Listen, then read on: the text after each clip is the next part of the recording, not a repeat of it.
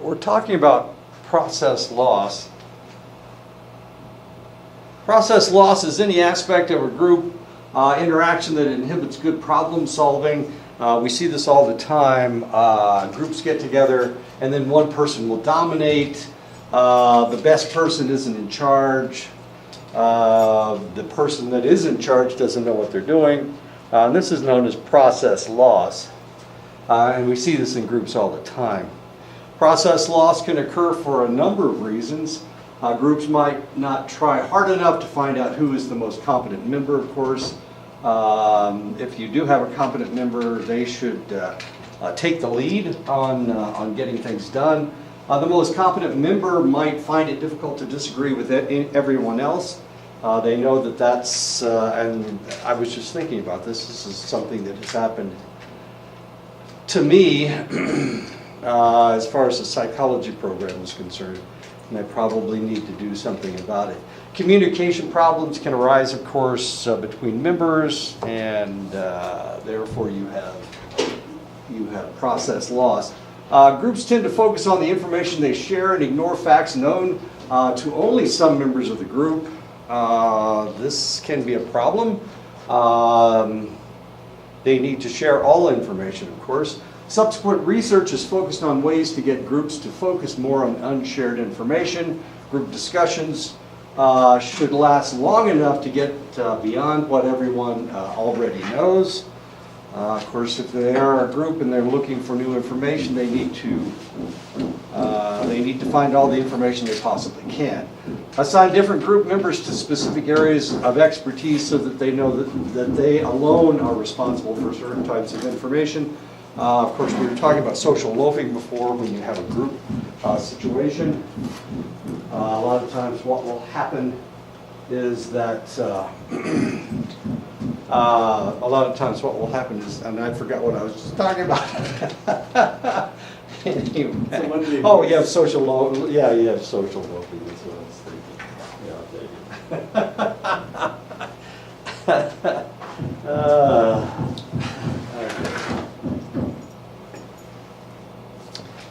Transactive memory is the combined memory of two people that is more efficient than the memory of either individual. Of course, this is what we're dealing with when we deal with the federal government. One of the reasons that you're dealing with committees and you're dealing with groups is because committees and groups tend to have more information than just one individual. The problem is right now we have a president that thinks he knows everything and that whatever decision he comes up with is the best decision. Now, you may agree with him or disagree with him. Personally, as somebody who's been accumulating expertise over the last 70 years, it seems to me like somebody who thinks they know, who are smarter than generals, may not understand what's going on. By learning to specialize their memories and knowing what their partner is responsible for, couples often do quite well in remembering important information. Usually, and this will happen in a marriage situation. The husband remembers one type of information and the wife will remember another type of information. And because of this, of course, that's known as transactive memory. Neither one of them has to concentrate on everything. They can concentrate on little pieces of information that is their area of expertise. The same can be true of groups of strangers. If they develop a system whereby different people are responsible for remembering different parts of a task, then of course that's more likely to happen. Groupthink is a kind of thinking in which maintaining group cohesiveness and solidarity is more important than considering the facts in a realistic manner. We have seen this over and over and over again. We saw this with the if you know anything about the Watergate and Nixon, this is what was happening with Watergate and Nixon. If you know anything about John F. Kennedy when he first became president, he had a couple crises that occurred. One was Bay of Pigs, and the other was the Cuban Missile Crisis. Bay of Pigs happened right after he took office, and then the Cuban Missile Crisis took place in 1961. It looked like we were going to war. I can remember getting on the bus. I can't, 61, how old was I? 12. I was 12 years old. I can remember getting on the bus and thinking, wow, this may be the last time I have to go to school. Because it looked like we were headed for nuclear war with the Russians. And it looked bad because my dad was in the Army Reserve, and they preliminarily called him up, which meant that he had to pack all of his stuff and get ready to go, just in case something happened. Well, this happened over a 1 or 2 week period, so calling up the reserve at that point was fairly critical. And of course, some of the kids, I lived in a farming community, so a lot of the farm kids didn't have television, they didn't listen to the radio, they had no clue what was going on. And of course, I knew exactly what was going on because there was my dad ready to, with his duffel bag packed, ready to take off for parts unknown.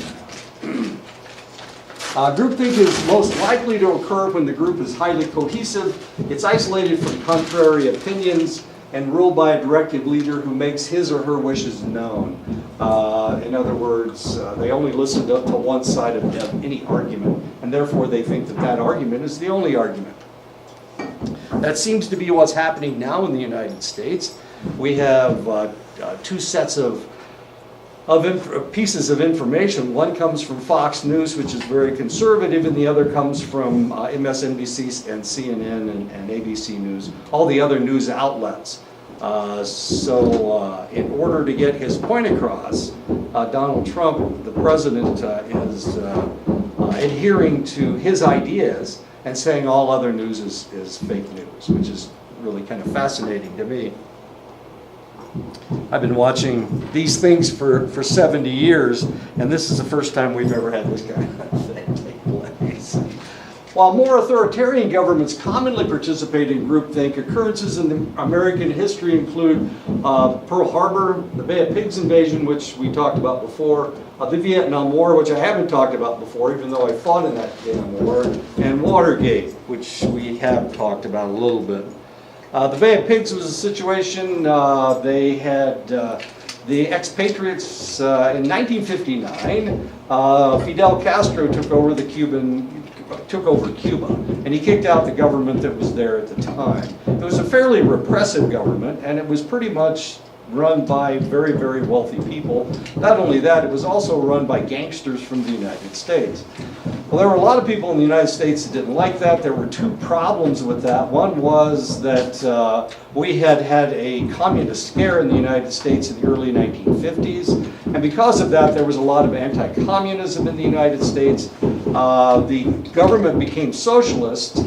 And of course, the expatriates from Cuba who had to flee because they were the ones who were making a lot of money in Cuba, they decided that they'd put an army together and invade Cuba. They convinced the American CIA to back them. For 2 days, it looked like they landed at the Bay of Pigs, and for 2 days it looked like things might work out the way they said it would.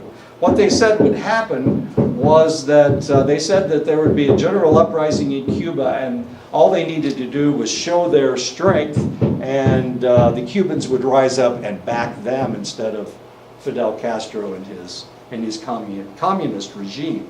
Well, that didn't happen at all, as a matter of fact. There was no common uprising. There was no uprising. After 2 days, Kennedy decided that he was going to pull the CIA, that it was a fiasco. He should probably have never done it in the beginning. Now, why in the world was he convinced that he should have done it? For one thing, the guy that was in charge of the CIA was the same guy that was in charge of the CIA during the Eisenhower administration. And because of that, he was a very conservative individual. Kennedy wasn't especially conservative. He was a Democrat. They just let the CIA do whatever the CIA wanted. And they convinced Kennedy that this is what was going to happen. And it was a lie. It didn't happen at all. There was no general uprising. The Cubans did not, arm themselves with pitchforks and clubs and attack the Fidel Castro's army. It just didn't happen. As a matter of fact, they liked it better this way. One of the things that had happened, one of the things that was going on before Fidel Castro took over was there was gambling. There was no gambling in the United States, but there's lots and lots of gambling in Cuba.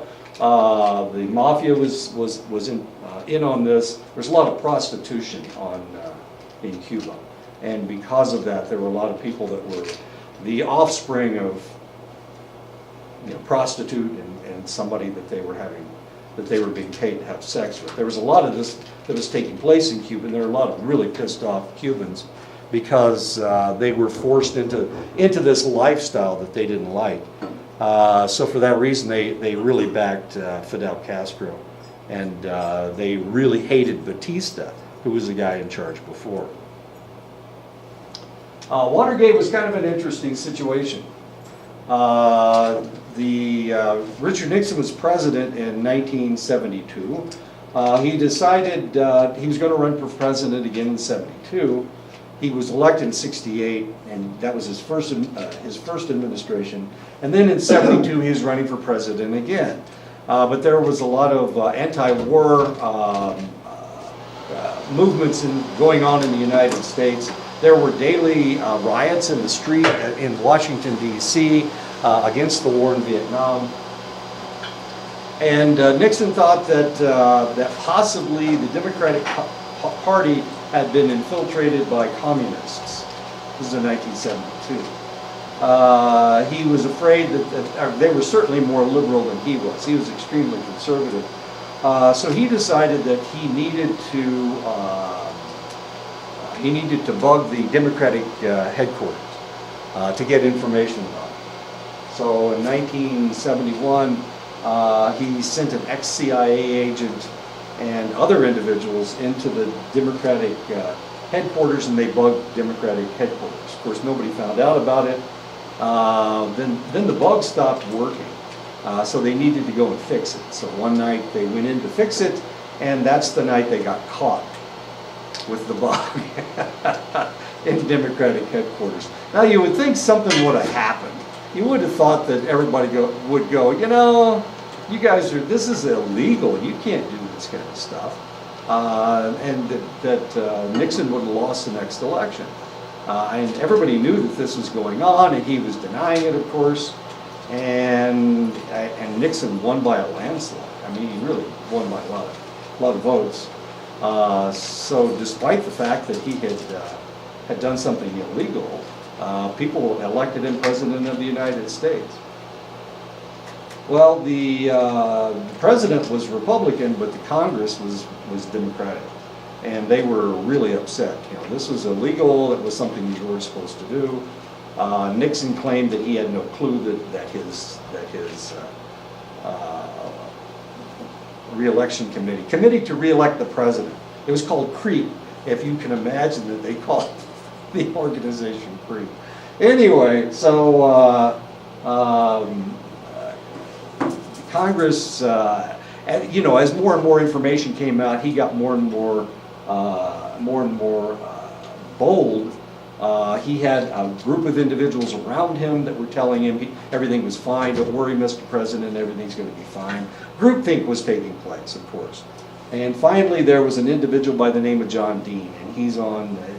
The curious thing is that you can see John Dean on television now. He's on CNN.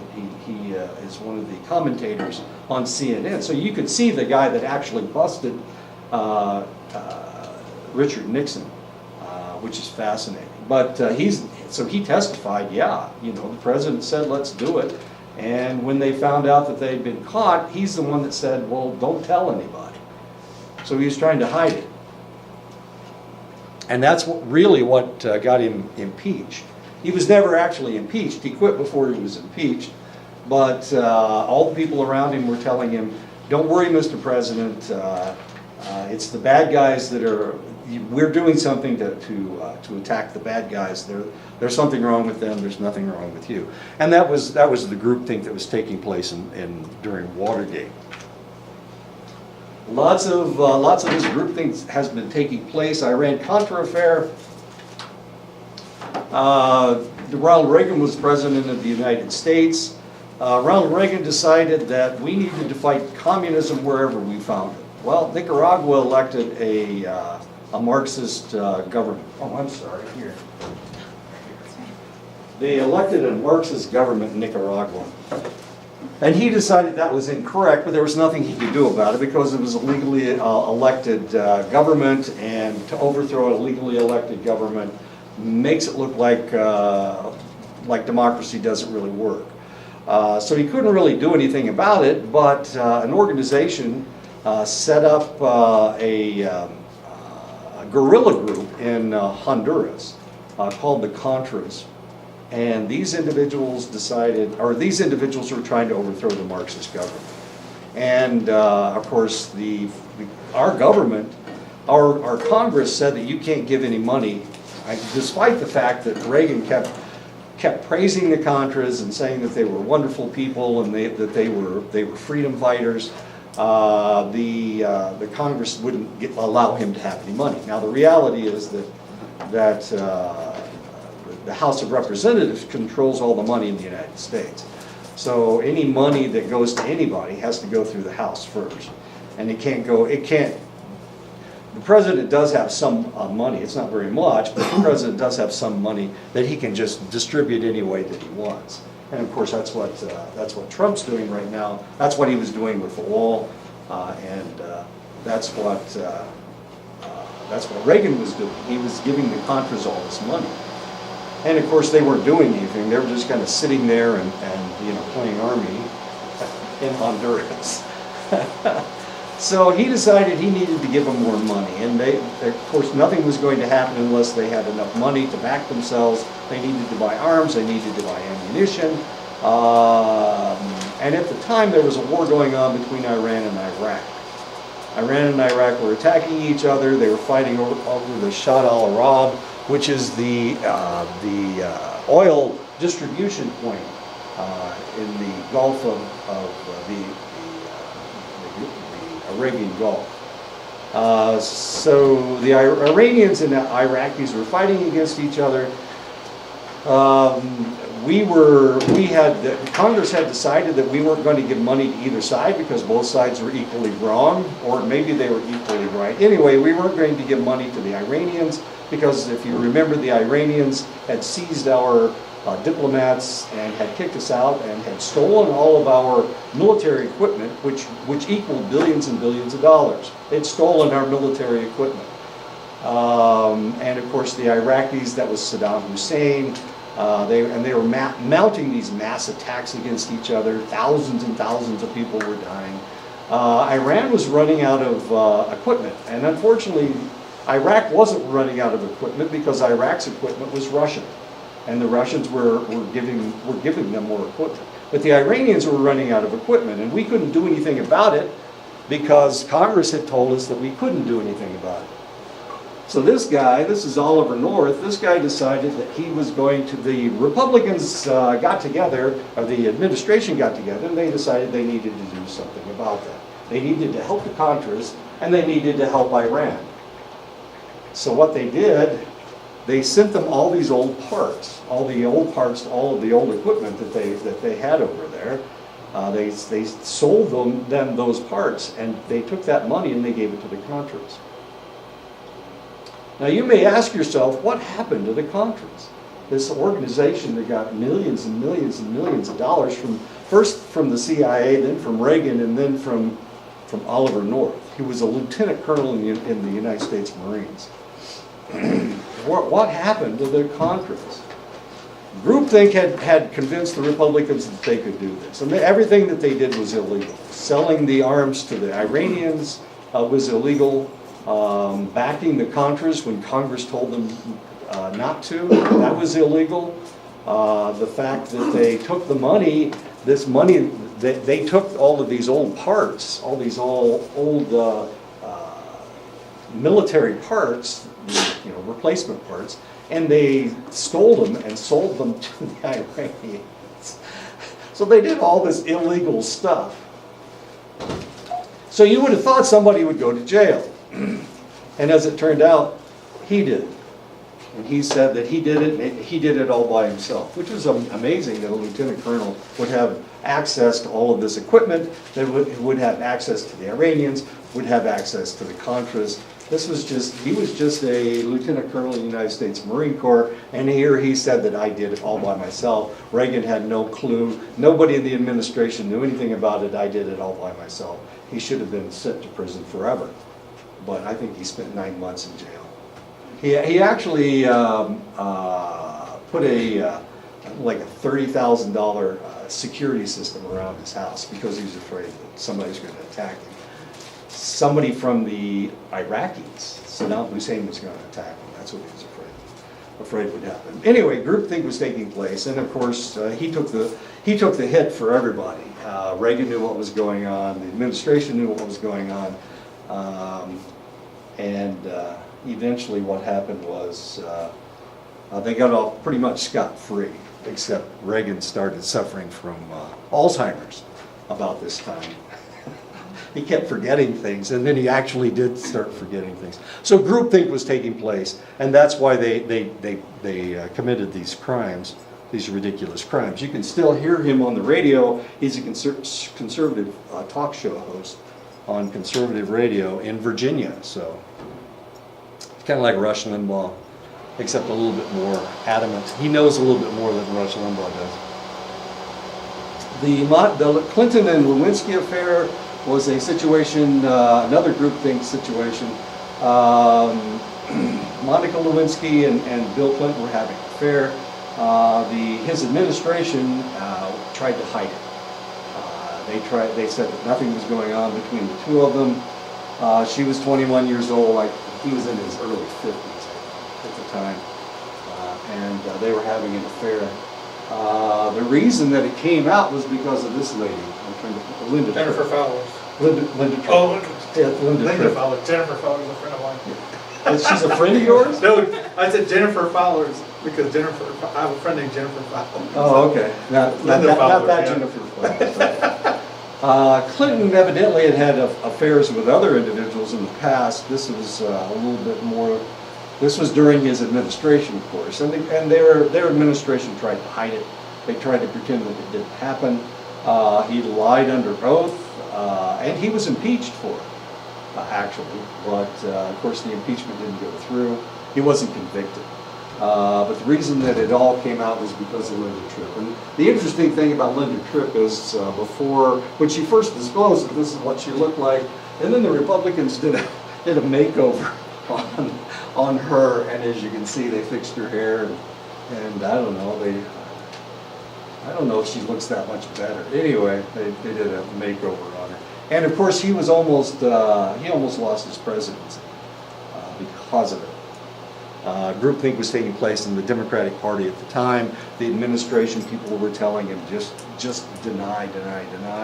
And of course, eventually he got caught, and they decided that they were going to impeach him. One symptom of groupthink is an illusion of invulnerability, causing group members to overestimate their group's might and right.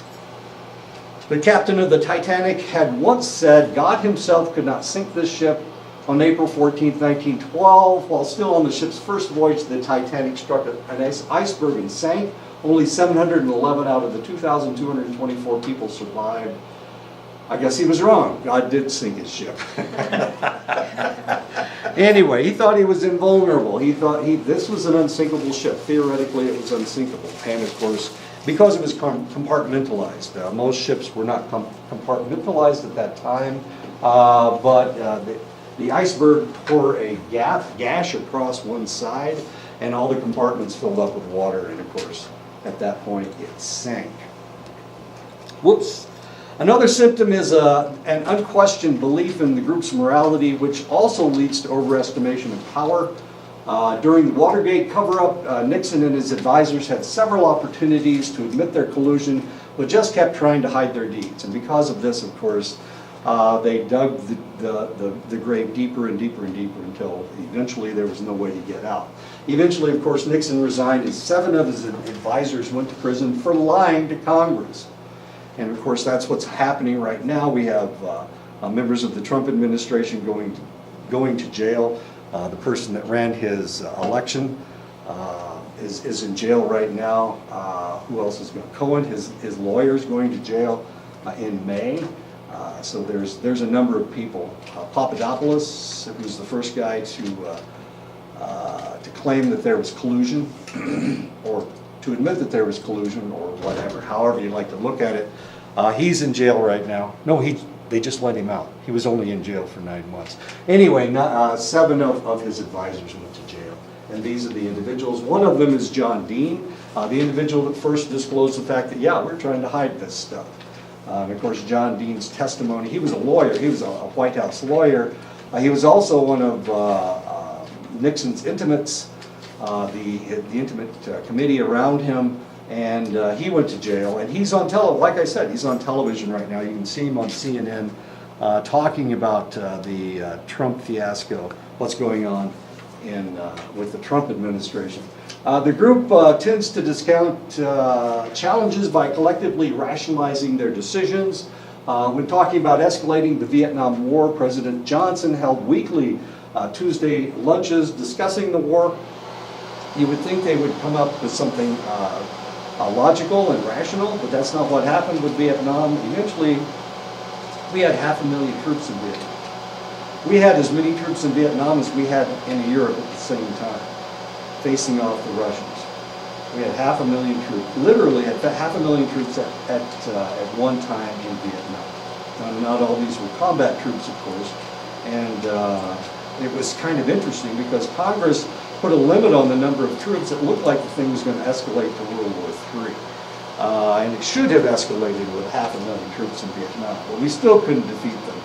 Even with all those people, we owned any place that we had troops, we controlled that area, but wherever we didn't have troops, we didn't control those areas.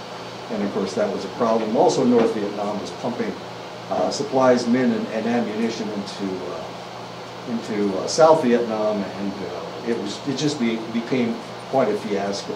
Anyway, and they could have done something about it. There were lots of times where we had an opportunity to sue for peace or to downgrade the war like they did in Afghanistan, but we didn't do it. And the reason we didn't do it is because they kept rationalizing what was going on in Vietnam.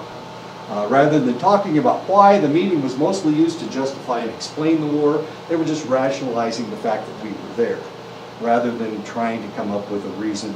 And what was the reason we were in Vietnam? Why were we there? We lost, 58,000 men died in Vietnam. Well, the Gulf of Tonkin incident is what they used to justify the war, but they wanted to go ahead of that because, well, go back a little bit further in history. The French were there before us. Sure. They were colonizing, and then the Chinese were coming in. They didn't want to give ground to communist countries down through Southeast Asia, and they called it the domino. Domino effect. So is that exactly what happened? I mean, it fell, obviously, it fell to the North Vietnamese. So did all of Southeast Asia collapse? No. Whoops, I guess we made a mistake. We came up with a theory that didn't work. And we didn't even confront anybody else after Vietnam. Actually, they actually did pretty well under communism. One of the few places where communism actually worked out pretty good for them. Well, my shoes are made in Vietnam, so I guess you're right. These are shoes, these are Newtons, and they're sold out of Boulder, Colorado, but they're made in Vietnam. So, there you go, I guess. I have Vietnamese shoes. I wouldn't have worn Vietnamese shoes while I was in Vietnam, but now that the war's been over for 45 years, I'm wearing Vietnamese shoes. The Tuesday meetings turned into rationalization sessions for the Johnson administration. And of course, once Johnson got out of office, and actually, none of you were around in 1968, but Nixon was elected saying he was going to get us out of Vietnam. He was going to stop the war. Now the reality is that the war actually escalated under Nixon, and as many people died during the 4 years of Nixon's administration as during the Johnson administration. as curious as that is. The group tends to stereotype their opponent as weak and unintelligent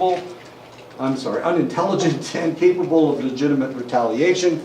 Of course, this is what was going on in Vietnam. We were claiming, we were claiming that we were fighting against the Viet Cong. These guys are, come on, these guys are barbers. How in the world can they possibly fight a concentrated group of American soldiers, the best army in the world? Same thing happened in Cuba. The Cuban immigrants who led the Bay of Pigs invasion in 1961 convinced JFK that the Cuban military was weak and ill-equipped, and they were right. They were weak and ill-equipped. Well, at least they were ill-equipped. They also argued that popular support in Cuba would be so great that there would be a general uprising. Of course, the invasion collapsed in 2 days. As soon as the CIA, we were bombing them with B-26s. And they were not Cuban aircraft, Cuban immigrant aircraft. They were CIA aircraft, and so we were actually supporting them. And that's the only reason they didn't collapse after the first day, was because we were giving them air support. Pressures toward conformity pressures within the group by using ridicule and not allowing argument. Of course, this has happened every time we've seen groupthink. Happened with the Nixon administration, happened with the Reagan administration, happened with the Clinton administration, happened with the Johnson administration. These individuals forced conformity on the group. And if you were somebody who didn't agree with the group, you left. If you disagreed with the big boss, then they kicked you out. You were no longer part of the group. And of course, everybody wants to be part of a group. Nobody wants to get kicked out. Self-censorship is practiced by the members to prevent ridicule. During the preparation for the Challenger flight, Thiokol engineer George McDonald wanted to postpone the flight because he said it was too cold. And if it was too cold, the O-rings that held the fuel would freeze. And he knew that they would get hard. Even if they didn't freeze, they would get hard, and they wouldn't work very well. This is the way all of these rockets work. You take off, and as soon as the pressure changes and you get outside the atmosphere, it seals itself. It leaks before that, it's leaking fuel, but as soon as you get up in the atmosphere, it seals. The O-rings will seal. But instead of clearly stating, I recommend that we don't launch below 53 degrees, he offered an equivocal opinion. He suggested that lower temperatures are in the direction of badness. The direction of badness. Write this down. It's in the direction of badness. For both O-rings. And he was right. It was in the direction of badness. What did he think he should do? From this tempered words, of course, it's hard to tell what he was talking about. It was 49 degrees when they took off, and of course, the Challenger exploded because the O-rings never sealed. And as you can see what's happening here. It's leaking fuel, and the fuel is igniting, and right there's enough fuel to explode, and that's exactly what happened. And the Challenger, of course, everybody was killed on the Challenger because nobody had the intestinal fortitude to say, don't do it, I think we shouldn't go.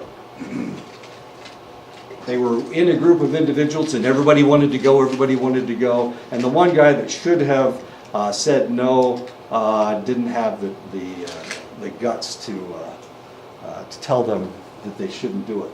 Because there is little opposition within the group, there is an illusion of unanimity. Even though people may disagree, it still feels like everybody agrees on what's going on. The group tends to protect the group from information that would call into question the effectiveness of morality of their decisions, and these are known as mind guards. The conservatives have a lot of mind guards. The liberals are actually coming up with mind guards these days. But once upon a time, they had no mind guards, but the conservatives did. They had Pat Buchanan, they had Rush Limbaugh, and whatever that guy's name is, I can't remember his name. Anyway, the guy that is at Fox News, I can't think of his name. The conservative right has several mouthpieces that defended every action taken by the Republican administration in general, and George W. Bush in particular. Of course, they're doing the same thing with Donald Trump. And as a matter of fact, Trump did something that they were upset about. What was it that he did? Did it have to do with immigration? No, it was the wall. It was the wall. They were, he was backing away from building the wall. And there were a lot of people that were really upset about that, because that seemed to be one of his main points that he was running on. We're going to build the wall, we're going to protect the United States. So there were several conservative mouthpieces, not Pat Buchanan, but Rush Limbaugh was real upset. Janine Pirro, that lady on Fox News, was real upset. This guy wasn't, though. I mean, Fox News itself wasn't really jumping all over him, but it was some of the conservative talk show hosts. These are known as mind guards. These are the people that people listen to.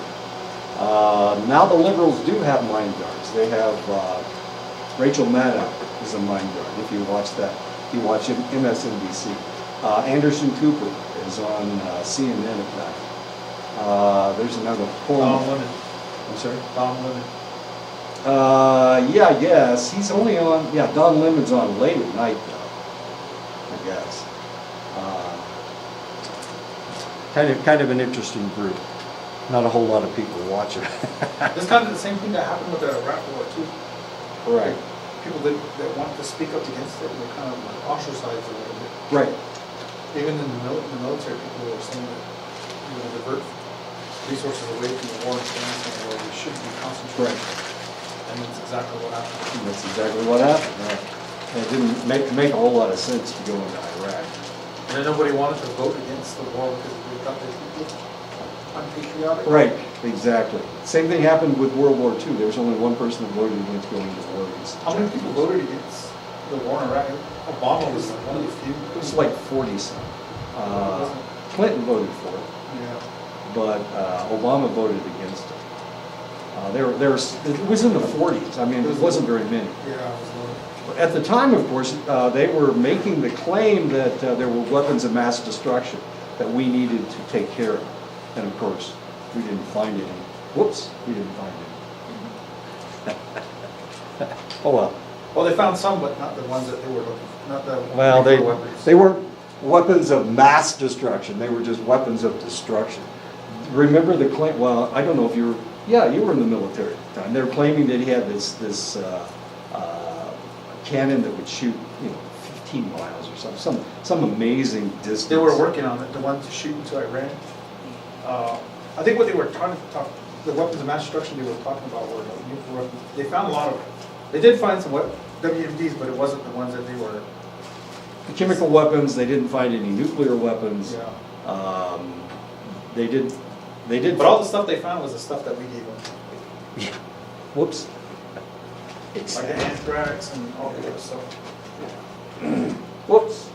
A wise leader can take several steps to avoid groupthink, and this is what Kennedy did after the Bay of Pigs and with the Cuban Missile Crisis.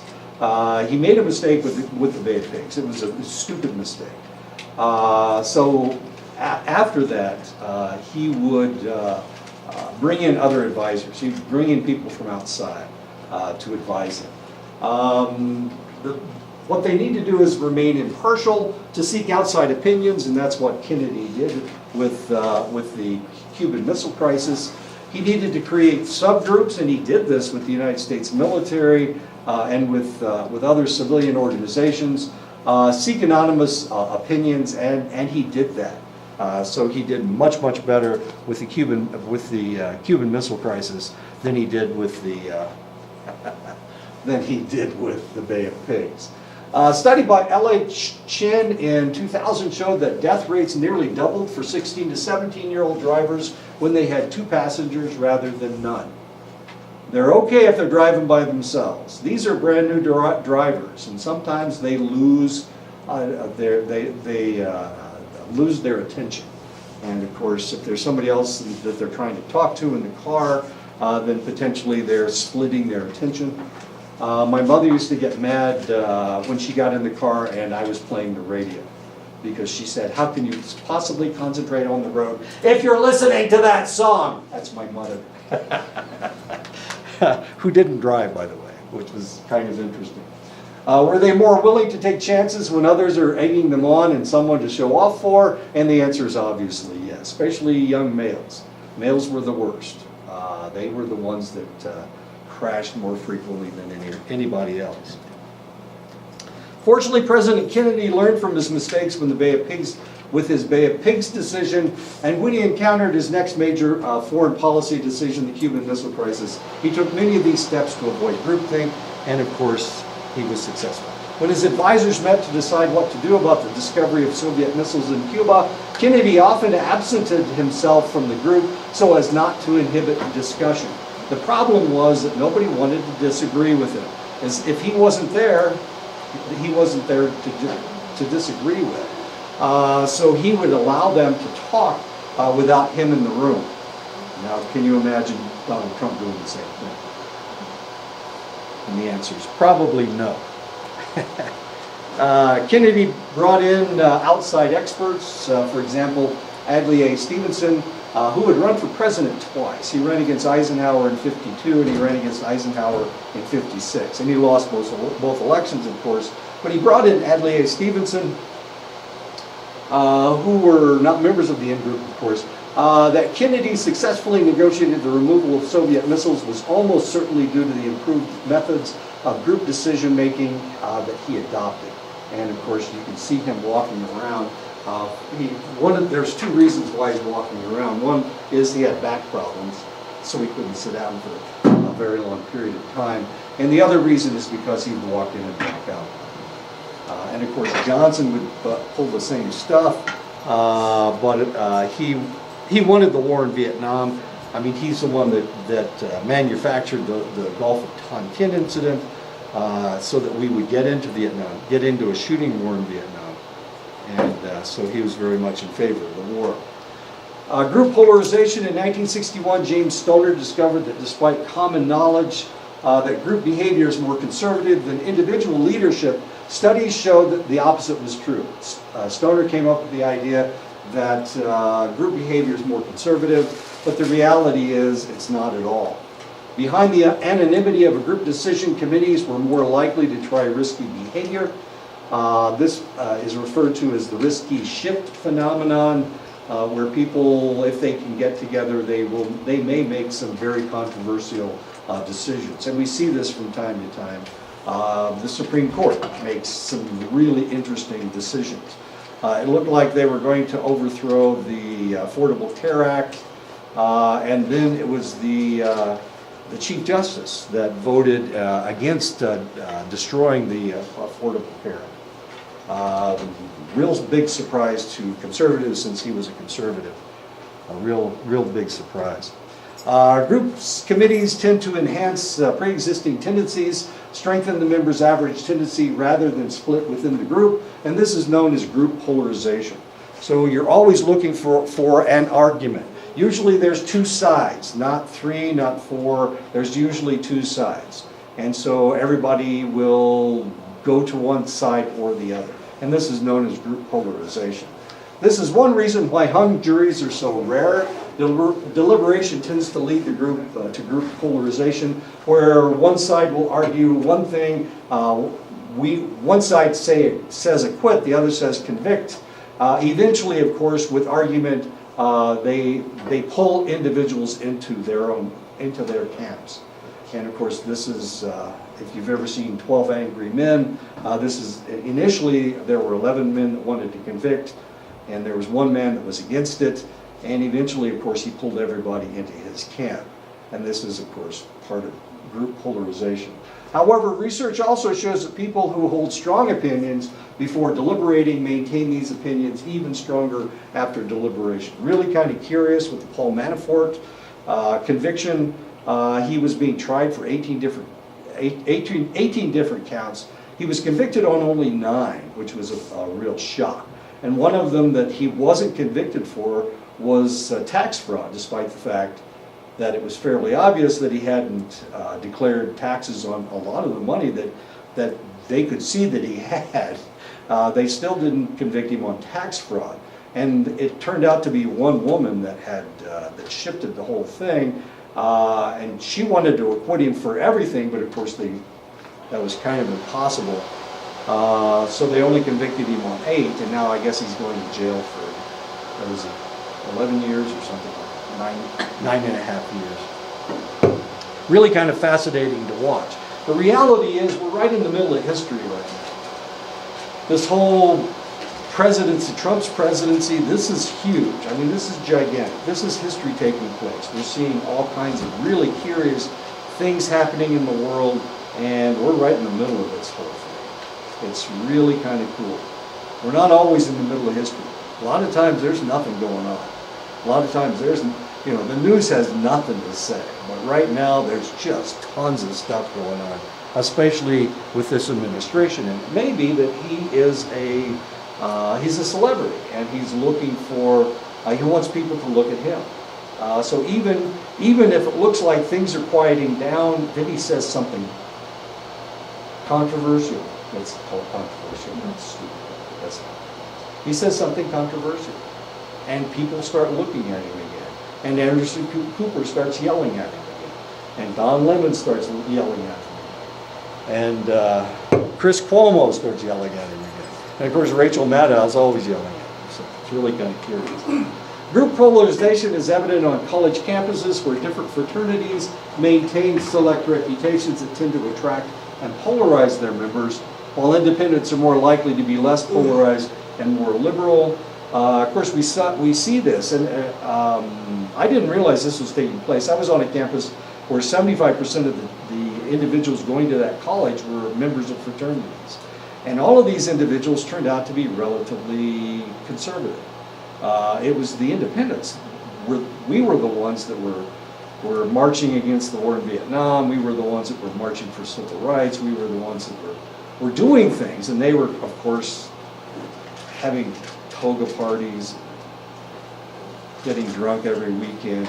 We were out, we took a van to Washington, D.C. We took a van up to Chicago to march at the Democratic Convention in 1968. We were doing all this stuff, and all those other guys were doing jack squat. They weren't doing anything at all. But then again, they didn't get into trouble, and we did as independents. But see, history was taking place at the time, and who knew it at the time? We changed the whole school. We changed the whole school policy. Before we got there, they were forcing us to take Latin and Greek. We had to take a year of Latin and Greek. And we said, this is silly. Nobody speaks Latin. Nobody speaks. If we were Bible scholars, then we would need to read Latin and Greek. But we're not Bible scholars, so why in the world should we do this? We need to take one science class, not 2 science classes. They used to make us take biology. We had to pass biology and then physics, phys-chem, a combined class called phys-chem.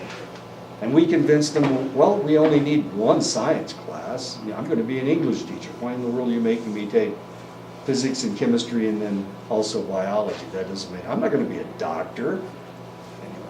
Anyway, we changed the whole everything at the school. They're still pissed off at us.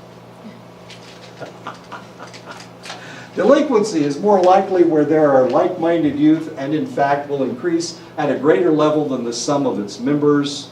And this is where vandalism comes in. This is when they destroy things.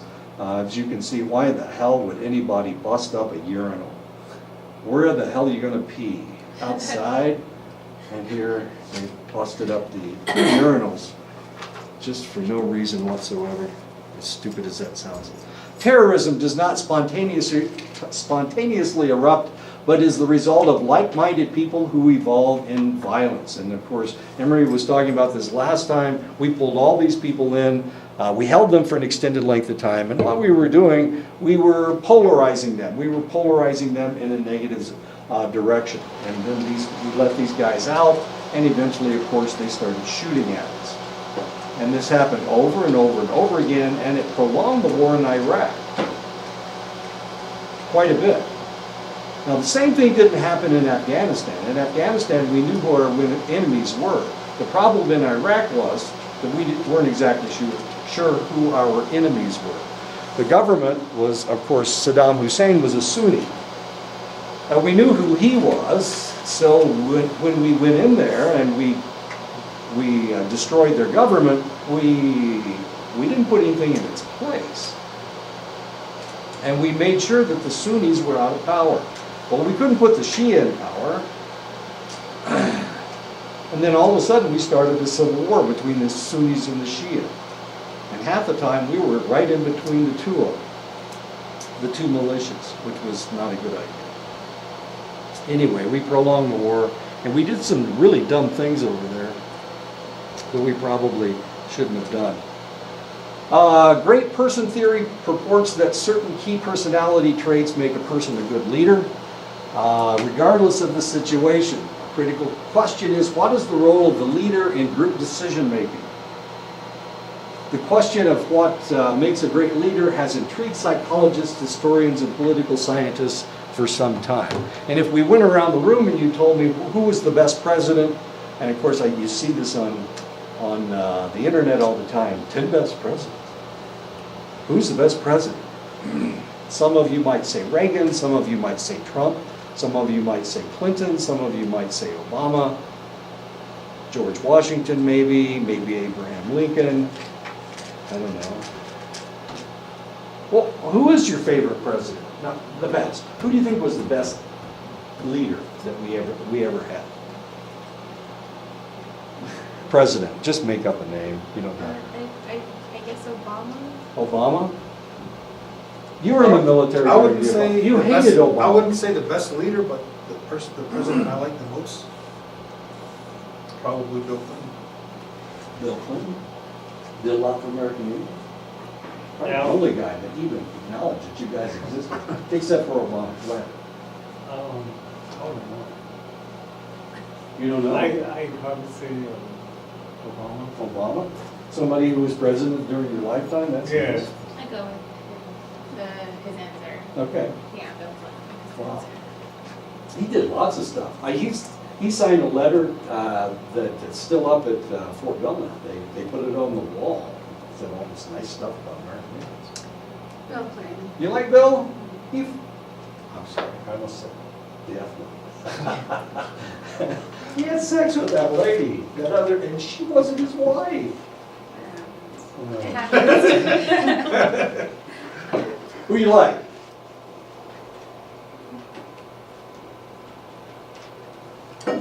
Anybody? James Madison. Pat Buchanan. No, Pat Buchanan. There was a Buchanan, but he wasn't a Pat.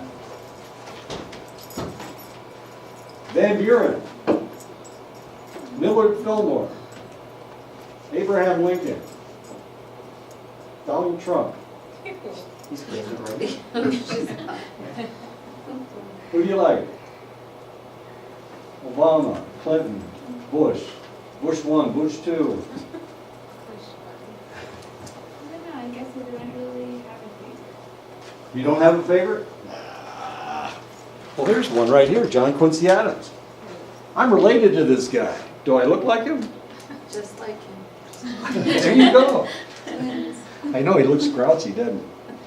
If your actions inspire others to dream more, learn more, do more, and become more, you are a leader.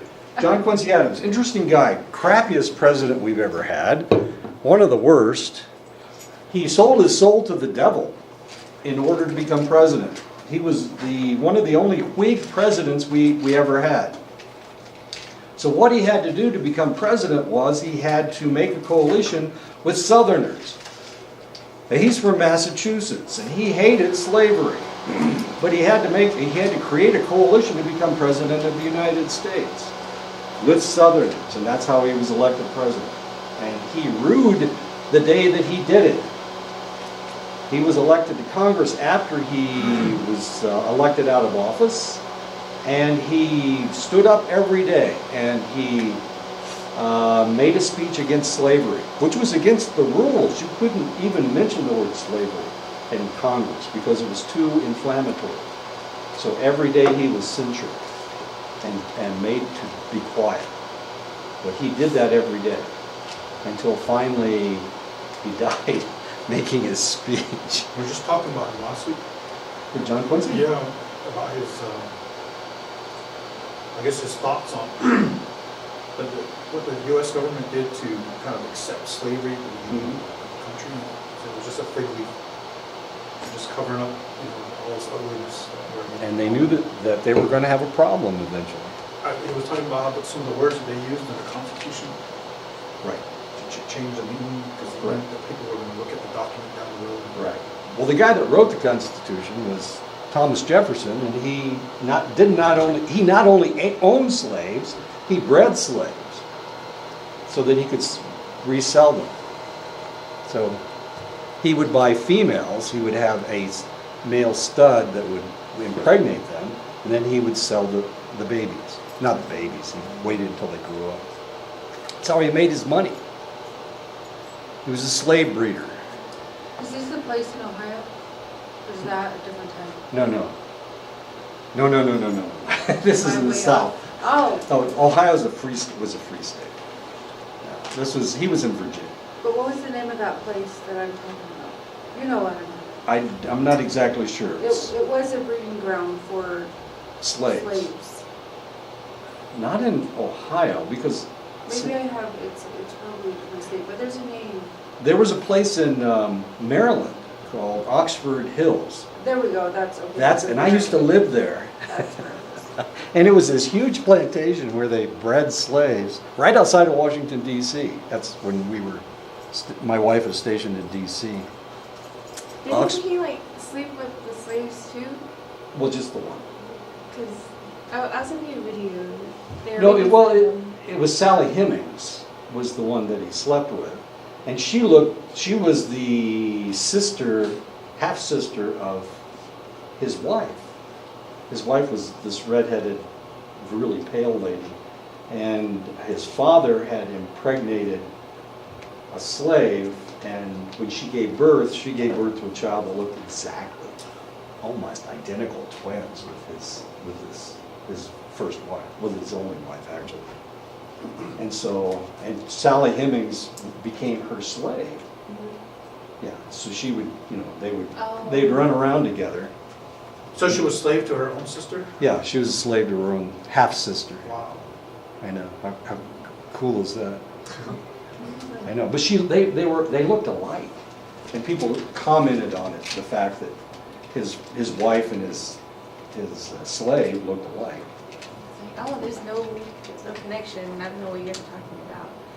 Or did he tell people that? Oh no! This didn't come out until after he died. He and Sally Hemings had 6 children, and you would think that he would have freed those slaves after he died, but he didn't. Whoops. And he never freed Sally, the lady that he was making babies with. Personality and leadership abilities are weakly related. Compared to non-leaders, leaders tend to be slightly more intelligent, extroverted, confident, and charismatic. And of course, we have an election coming up in 2020. There's like 20 people running for the Democratic nomination. It's really kind of curious. We've got a gay guy. We've got a gay woman that's running. We have several women who are running for president. We have Joe Biden. We have Sanders. What's his first name? The old guy with white hair. Bernie Sanders. Yeah. Feel the burn. Yeah, feel the burn. Actually, well, in Iowa, they have caucuses where you come together in your precinct and you decide who you're going to back. And I backed Bernie, and my wife backed Hillary in the last election. So that was an interesting night. Hillary won by like 3 votes. It was really kind of interesting. But I backed Bernie. I like Bernie. I like some of his ideas. Anyway, Bernie's obviously intelligent. He's relatively extroverted. He's fairly confident in what he says. And he must be charismatic. Otherwise, people wouldn't care about what he had to say. Charismatic, free college. It's easy to follow someone who's got free college. Free college? Oh, not a bad idea. Surprisingly, and of course, California has free college for your bachelor's for the first 4 years. You have free college in California if you're a California resident. Surprisingly, few personality characters. Now, the interesting thing about California colleges, they'll admit out-of-state people before they'll admit people from in-state. So they don't have to pay so much tuition, I guess. Surprisingly, few personality characteristics correlate strongly with leadership effectiveness. Few personality characteristics. So you get some real jerks as presidents. Simonton in 1987, 2001 correlated all the factors of effective U.S. presidents and found 3 significant variables. They were tall, as curious as that is. They come from small families where they were focused on because the size of the family was small. And then they wrote a number of books they published a number of books before they were elected. So people knew what they were talking about. And of course, Trump wrote several books. Obama wrote a couple books before he was elected president. Clinton had written books. John F. Kennedy wrote books. Just about everybody that we have elected president wrote books. And of course, the shortest president we've ever had was Jamie Madison. Jamie Madison was only 5'3". Does anybody have any idea what the average height of people in the United States is? 5'10". 5'10", yeah, it's 5'10". For males. For women, it's 5'4". So if you're undersized, under 5'4", you're below average. Of course, I'm 5'6". Damn it, 5'7" actually. Yes. You know, it's funny because being tall is also one of the things for Navajo Nation presidents. Like, I just, Is when that we're right? talking about it, I realized, yeah. They're all beanpoles, huh? Russell Begay isn't really tall, but the other presidents, Jonathan Nez is tall. Joe Shirley was really tall. Sure. Albert Hale is tall. These are like within the last 20 years, they've been really tall. That's what we're looking for in our leaders, height. Trump's tall. He's like 6'4". Yeah, he's pretty tall, he used to be center on his basketball team. Just curious, not in college, of course. There are 2 basic styles of leadership. Oh, anyway, so Abraham Lincoln, of course, was the tallest president we've ever had. He was 6'5" or 6'6", something like that. Real tall. He also had Marfan syndrome, which would have killed him at a relatively young age, in his 40s or 50s, and he died in his 40s, of course. What else? He used to kill vampires. Yeah, it's shocking. Shocking. Did you see? But he looked like death warmed over anyway. I mean, the guy was wrinkling up real bad just before he was shot. The 2 Adams, John Quincy and John Adams, both the same height, 5'7". Almost said George Strait. George, the first president. Was tall. He was 6'2". George Washington was Right. tall. Yeah, 6'2". My brain's not working today. Your brain's not. Anyway, and like I said, Jamie Madison was the shortest at 5'3". We don't elect short presidents, but then again, back during Jamie Madison's time, who saw this guy? Who knew how tall he was? Not very many people knew how tall he was. They made fun of Abraham Lincoln because he was so tall, and then they elected him president. Who would have thought? Anyway, so this is one of the things that you need to look at when we decide who we're going to nominate for president. We need to look at to see how tall they are. Are they tall enough to be president? You've got to be tall to be president. Obama's 6'1". Yeah, he's no shorty. He was taller than His wife's tall too. yeah, his wife's actually taller than he is, isn't she? Michelle. He was joking this weekend about her leaving him or something. If he tries to run for office again. Yeah, if he runs for office again, she's going to leave him. Not that I don't know what he would run for. Of course, Obama did come from a small family. Trump has 1 brother, and that's it. There's only two kids in his family. And of course, he's published several books. There are 2 basic styles of leadership: transactional leaders, leaders who set clear short-term goals and reward people who meet these goals, Transactional leaders do a good job of making sure that the needs of the organization are met and that things run smoothly. These are transactional leaders.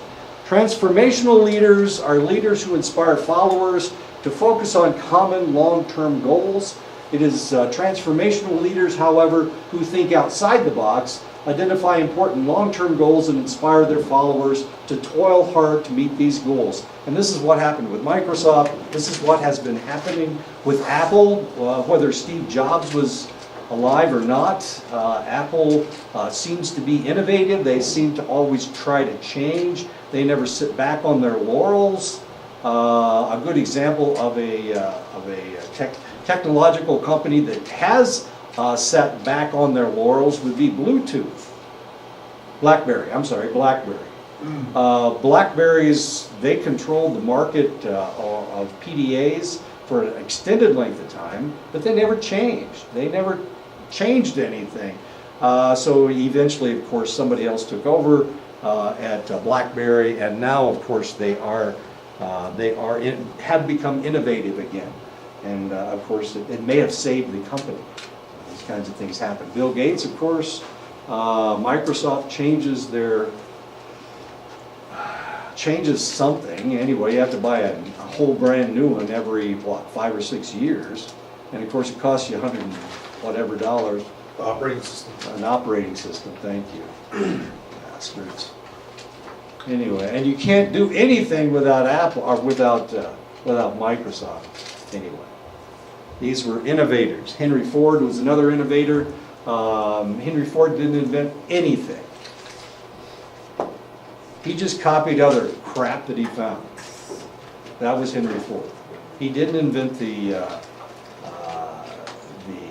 internal combustion engine. He didn't invent the car. He didn't invent the assembly line. That was invented by somebody else.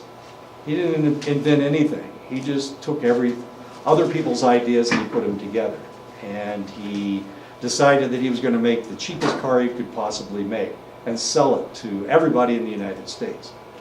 And he used the assembly line, which was actually invented by somebody in Kokomo, Indiana, not somebody in Detroit, Michigan. So the first assembly line was in Kokomo. I'm trying to think of Amperson. Amperson was the guy that invented the assembly line. Benjamin Franklin, of course, was a transformational leader, but he was a transformational leader. He made millions and millions of dollars. He built lots and lots of cars. Benjamin Franklin, of course, was also a transformational leader. He had very interesting ideas. I've got a splinter in my finger. Walt Disney, of course, changed cartoons. We didn't have cartoons until Walt Disney decided that that's how we needed to do things. And then, of course, you can see Fantasia and some of the others. Joan of Arc was a transformational leader. Came up with the idea that the French needed to kick the English out of Europe, and she was able to mass an army behind her. Jesus, of course, was another transformational leader who changed the world. Leadership effectiveness depends both on how task-oriented or relationship-oriented the leader is, and on the amount of control and influence the leader has over the group.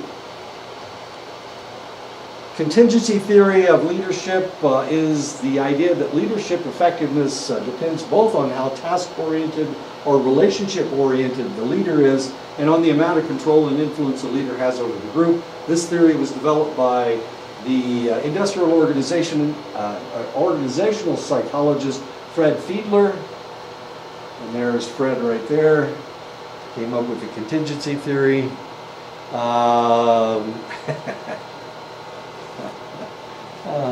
Let's go that way. Okay, the contingency theory of leadership has been supported in studies of numerous types of leaders, including business managers, college administrators, military commanders, and postmasters.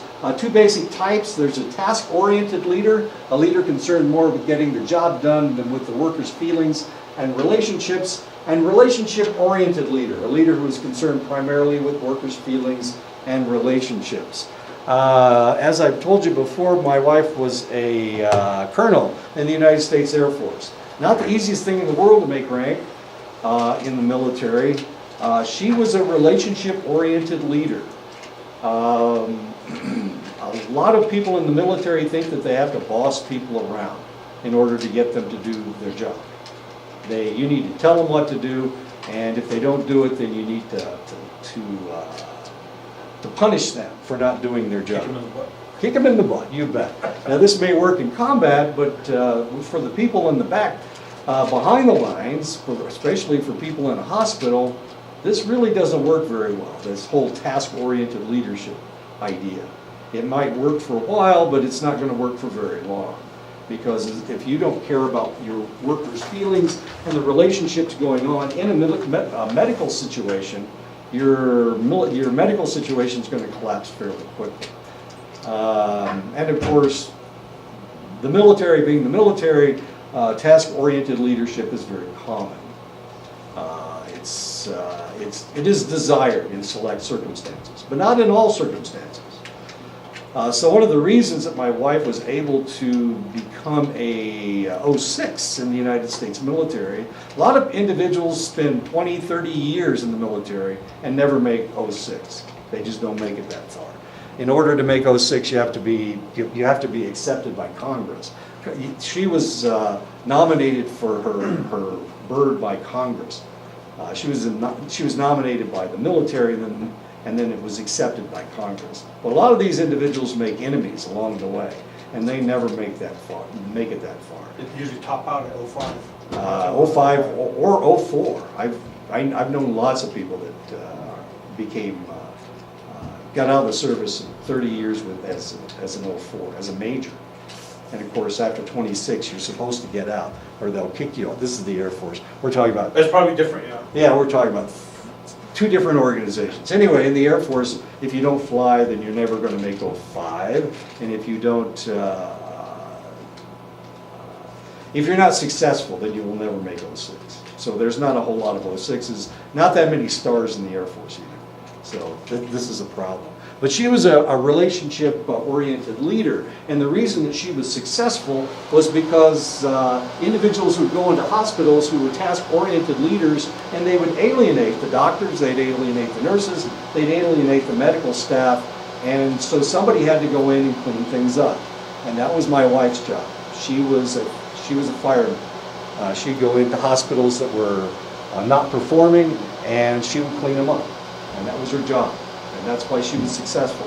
And that's one of the reasons why they made her an 06, was because every time they had a problem hospital that people were dying or it wasn't up to snuff, she would go in and she'd clean the place up. And she did it over and over and over again. She was very successful at her job. And it's because she was such a good leader. But she was a relationship-oriented leader.